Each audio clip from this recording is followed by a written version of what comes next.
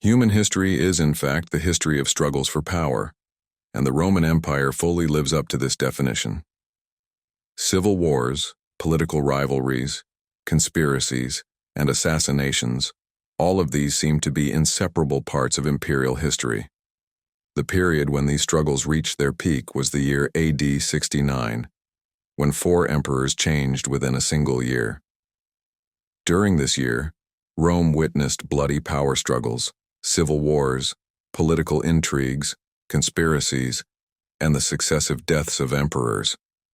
It was perhaps the longest year in the history of the empire.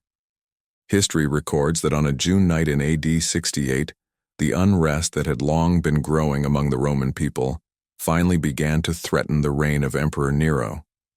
After ascending the throne, Nero soon began to act in his own interests and pursue luxury, which undoubtedly played a major role in the hatred directed toward him. Throughout his reign, Nero never felt safe. He was surrounded by politicians ready to conspire against him and plan assassinations, in short, by many who wanted to bring him down. This made him an even more dangerous man than he already was, and he began eliminating anyone he suspected of threatening his position.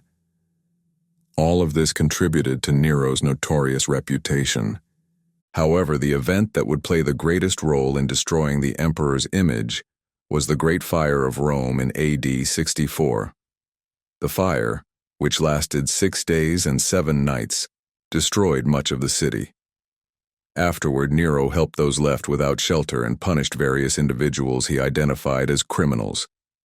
Yet many Romans remained deeply suspicious of the emperor. According to them, Nero himself was responsible, someone who would not hesitate to burn down old structures he disliked. There are certain recurring factors that often brought about the downfall of Roman emperors: severe oppression, favoritism, and heavy taxation chief among them. When these issues are considered, Nero stood as an unrivaled example of poor governance, and inevitably he eventually faced rebellion. Although he managed to suppress uprisings in Rome for a time, the tension between the palace and the Senate would not be easily resolved. Nero stood on the edge of a cliff, dragging the empire down with him. Having lost the support of the army, the Senate, and the people, the emperor had given those who wanted a new ruler a tremendous opportunity.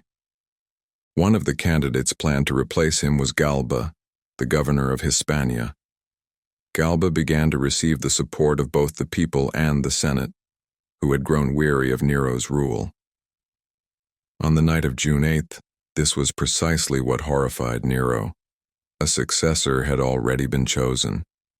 Even worse, a letter delivered to him stated that he had been declared a public enemy by the Senate. It was now too late. He would either surrender and face a humiliating execution or choose his own end.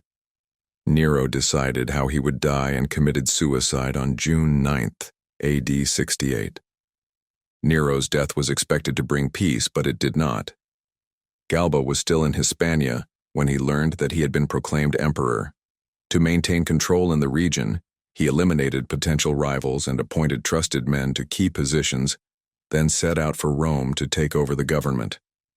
With Nero's death, the Julio-Claudian Dynasty, which had ruled Rome since its founding, came to an end. Galba's main supporters included Praetorian guards who had suffered under Nero, Republican senators, and some politicians serving in Hispania. However, the bonds formed through this alliance were not as strong as they seemed. Many supporters were motivated by the rewards they had failed to obtain under Nero, yet nothing turned out as they expected. Throughout his political career, Galba had always maintained a strict stance, believing that order and discipline could only be achieved through uncompromising justice. He continued this approach after donning the laurel crown of the empire. At the same time, however, he began to gain a reputation for cruelty and ruthlessness. Even before arriving in Rome, he imposed heavy taxes on communities in Hispania and Gaul that hesitated to support him, and even punished some cities by tearing down their walls. Upon reaching Rome, he attempted to return sailors, whom Nero had removed from rowing duties and turned into soldiers, back to their former roles. Those who resisted were met with violence, making it clear from the outset that he would not hesitate to use force to ensure unquestioned obedience. He also disbanded the Germanic military unit that had been tasked with protecting the emperor since the reign of Caligula. Clearly, Galba's arrival in Rome did not unfold as hoped. Meanwhile, trouble was also brewing on the eastern borders. Excluding the Rhine, Danube, and eastern legions from palace patronage angered the troops. As this unrest became more visible, legion commanders became targets of Galba's rule. The legions were accused of disloyalty, and their commanders were dismissed one by one. None of this eased dissatisfaction. Opposition continued to grow daily. Galba also faced a major problem. He had not yet paid the Praetorian Guards the reward he had promised them for securing his rule. In January, AD 69, the 4th and 22nd Legions of Upper Germany refused to swear loyalty to Galba and demanded the election of a new emperor. The following day, the soldiers of Lower Germany followed suit and proclaimed their governor, Vitellius, emperor. When Galba received news of the rebellion, he panicked, aware that his power was slipping away. He adopted Lucius Calpurnius Piso as his heir, a move that deeply offended an ambitious nobleman, Marcus Salvius Otho. Otho had supported Galba after Nero's death and had marched on Rome with him. His support stemmed from a personal conflict with Nero, who had pressured him over a marriage issue. Otho had expected rewards for his loyalty, but he received none. Now, with another heir appointed, the already fragile bonds snapped. Otho bribed the Praetorian Guards, who then declared him emperor and Galba their enemy. Old and frail, Galba went out into the streets to calm the situation, only to realize that his empire had already slipped from his grasp. With no supporters left, he was captured by the Praetorian Guards and killed in the Roman Forum, along with his adopted heir. After Galba's death, the Senate proclaimed Otho emperor. The Roman people, weary of heavy taxes, massacres, and repression, welcomed the new ruler with relief. Although ambitious and greedy, Otho had not gained a reputation for cruelty like his predecessors, and hopes were high that he would rule justly. Indeed, he initially pursued a conciliatory, peace-oriented policy. However, peace would not last long, as the empire had already descended into civil war. Vitellius, proclaimed emperor by the legions of Lower Germany, claimed the throne and posed a serious threat. Otho attempted diplomacy, sending envoys and even offering marriage alliances, but Vitellius had no intention of compromise. With an army of around 70,000 men, Vitellius advanced into Italy. After several clashes, the decisive Battle of Bedriacum on April 14th ended in defeat for Otho's forces. When news of the defeat reached him, many urged Otho to continue fighting, but he refused to allow further bloodshed. Accepting defeat, he committed suicide the same day. The Senate soon recognized Vitellius as emperor, officially proclaiming him on April 19th AD 69.